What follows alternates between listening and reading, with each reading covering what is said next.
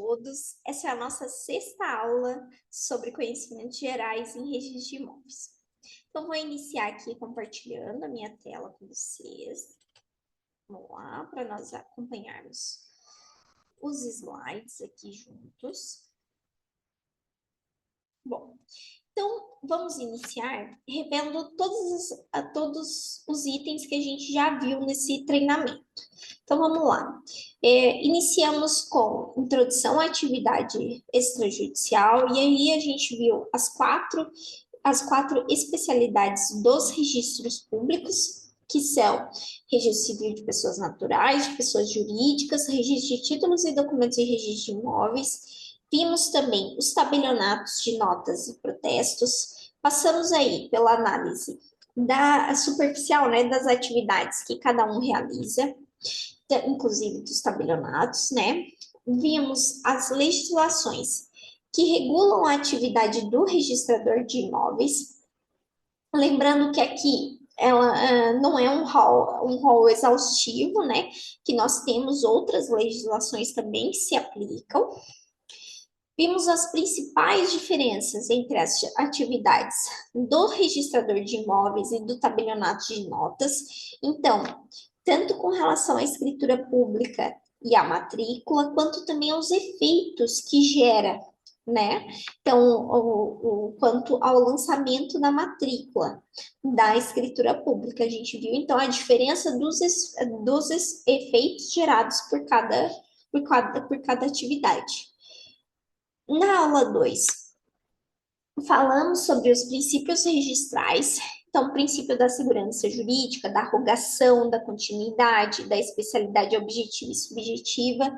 Vimos também que aqui não são englobados todos os princípios, que nós falamos de mais alguns princípios, né, durante as outras aulas. Então, no item 2.2, vimos a questão dos atos que são praticados perante o registro de imóveis, então, registros, averbações, abertura de matrícula.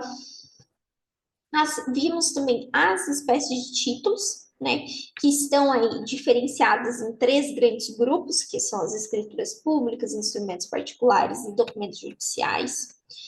Na parte de conceitos e termos fundamentais, nós iniciamos vendo a diferença entre matrícula e transcrição. Então, a gente viu que as transcrições, hoje em dia, elas não podem mais ser abertas, né? Que hoje em dia, a partir de 1973, são as matrículas que devem ser abertas, né? Vimos aí também a questão do fechamento de área, que vai ser importante quando ser necessário aí um pedido de certidão. Vimos a prenotação, então a forma de ingresso do título, né? O prazo de vigência dele também. Vimos a diligência registral, que é a forma de comunicação entre o registrador e a parte interessada. E lembrando aqui que é a parte final lá da qualificação do título. É na parte de qualificação de título, quando a qualificação é negativa, que é gerada a diligência registral. Os emolumentos, então, a natureza tributária dos emolumentos. E iniciamos no trâmite dos títulos dos protocolos, né? Então, iniciamos iniciamos aí na aula 4 a questão do trâmite dos protocolos dentro do registro de imóveis. Então, e que se inicia com a prenotação do título, né? Então, pelo atendimento, recepção e tipos de ingresso. O cadastro do imóvel e das pessoas, lembrando lá dos livros de protocolo, livros de indicadores reais e pessoais, né? A autenticação de documentos. E chegamos na parte de qualificação, que é a análise técnica e jurídica do ato, certo? Então, aqui a gente viu, né? E vimos que ali na parte de qualificação é gerado um checklist, é preenchido um checklist, onde são analisadas as questões aí de viabilidade do registro, né? Daquele título. Então, a qualificação sendo positiva e já pagos os emolumentos, o título vai para registro, certo? Então, nessa parte, nós verificamos novamente o livro de protocolo, porque temos que verificar se entrou algum contraditório, se tem algum título vinculado, que é complementar, lembra? Um título complementar aí que eu vou precisar, né, eventualmente praticar esse ato primeiro antes do título que eu tô com ele na mão, né? Porque lembrando que às vezes pode, ainda que seja a mesma pessoa que lance, que faça tanto a qualificação quanto o registro, pode passar um tempo entre a qualificação e fazer de fato o registro, né? Então, nesse tempo, pode entrar algum título aí, né? Que a gente tem que ficar de olho e entender qual é o papel dele naquele protocolo. Se é necessário que seja registrado primeiro ou não, né? Ou se é um contraditório, ou se é uma indisponibilidade de bens. Lembra que a indisponibilidade de bens, ela não obedece ao princípio da prioridade.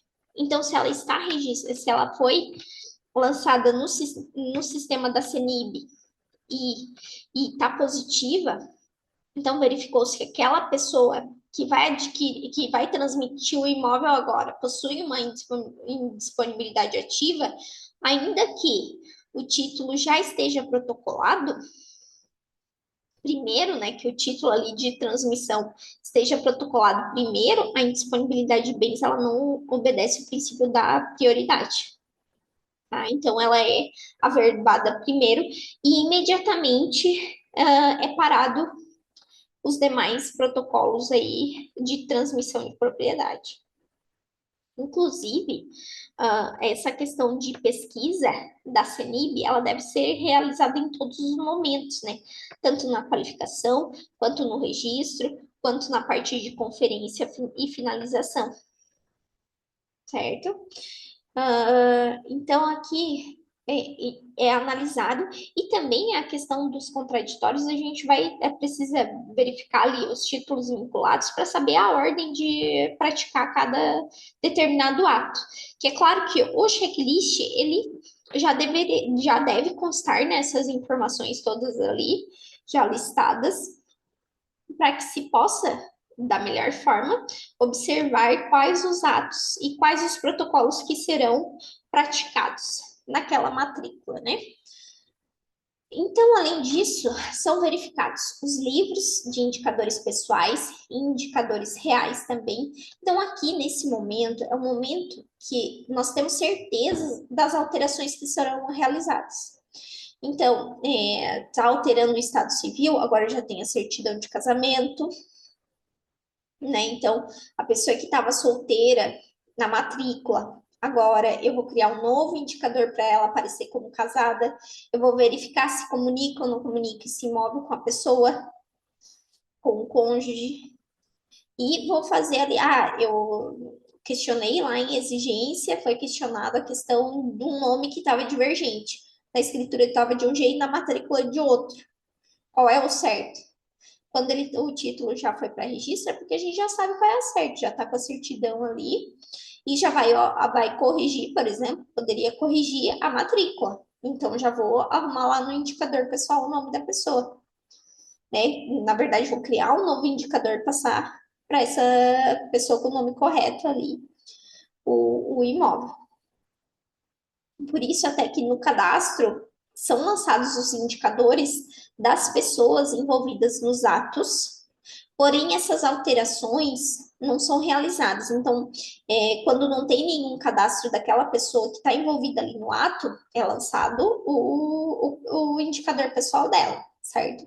Mas agora, as alterações é feito nesse momento de registro, pois é quando você vai ter a certeza, né, do que você deve fazer, certo?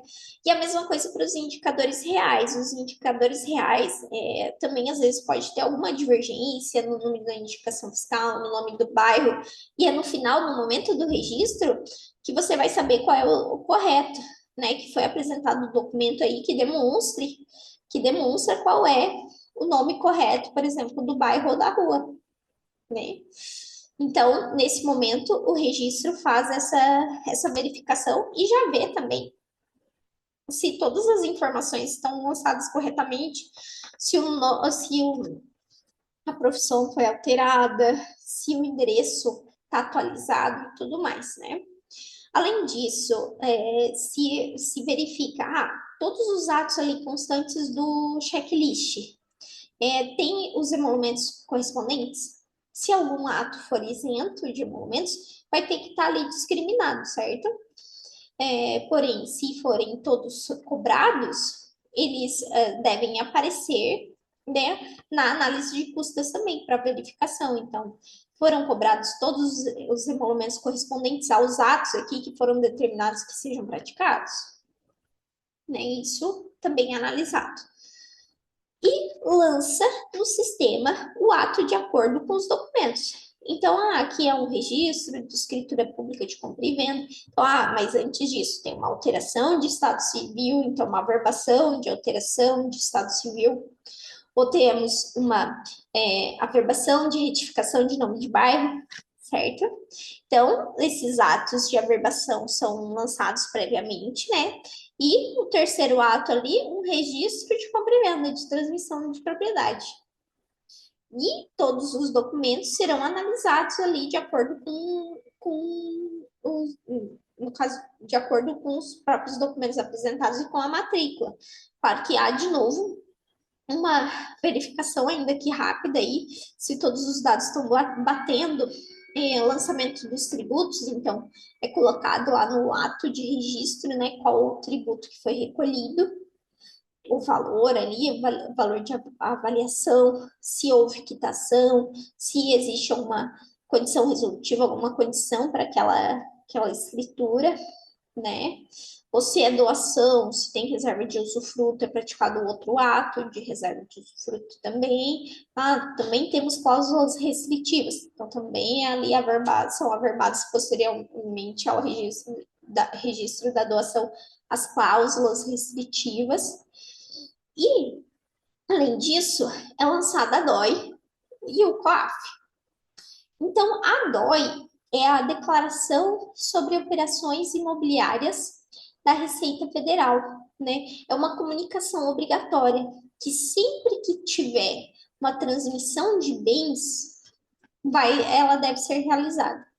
Então, aqui, ainda que quando for, lembra que eu falei sobre alteração, eu já falei algumas vezes, né? Sobre alteração de estado civil, se comunica ou não comunica o bem com o cônjuge. Então, se ele era solteiro na matrícula e ele alterou o estado civil dele para casado, nós observamos,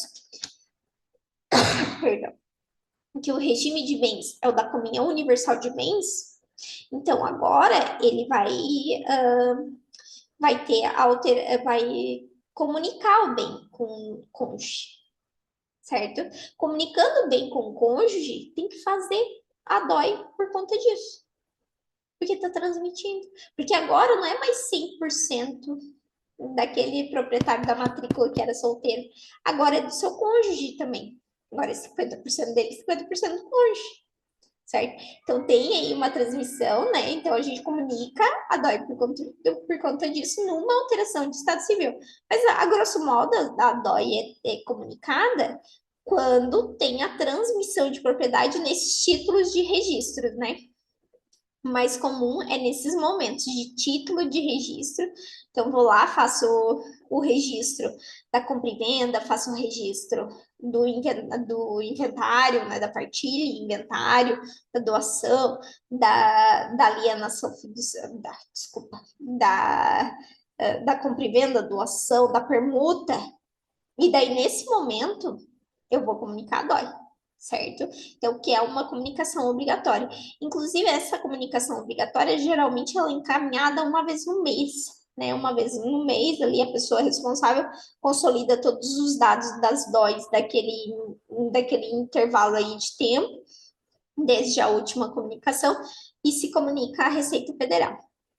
Além disso, é lançado também o COAF. Então, o que é o COAF? O COAF é o Conselho de Controle de Atividades Financeiras, é um órgão federal responsável para prevenir e combater a lavagem de dinheiro e o financiamento ao terrorismo. Então, também é outra comunicação obrigatória. Aqui,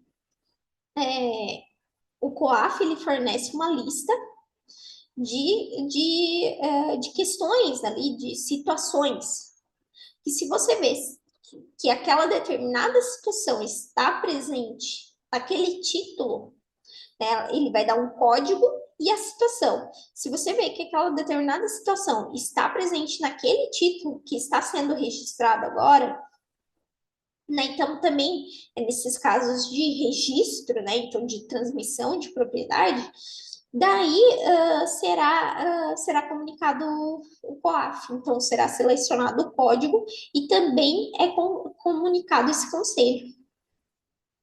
Tá? Então, essas duas comunicações são obrigatórias, né? E o COAF geralmente já é identificado lá na parte de qualificação do título, né? Já é identificado qual é o código que se enquadra aquela situação, ou se não há necessidade de comunicar o COAF naquele determinado título por não se enquadrar em nenhuma das situações aí elencadas pelo conselho, tá bom? Então, essa é a parte de registro, né? Mais uma vez, gente, aqui a gente vê que algumas coisas elas estão repetindo, né? Se repetindo, mas sempre que se tratarem de pessoas diferentes, em setores diferentes, a gente, para reduzir mesmo o número de erros, é sempre muito válido que um confira o trabalho, no caso, né? O lançamento feito pelo outro.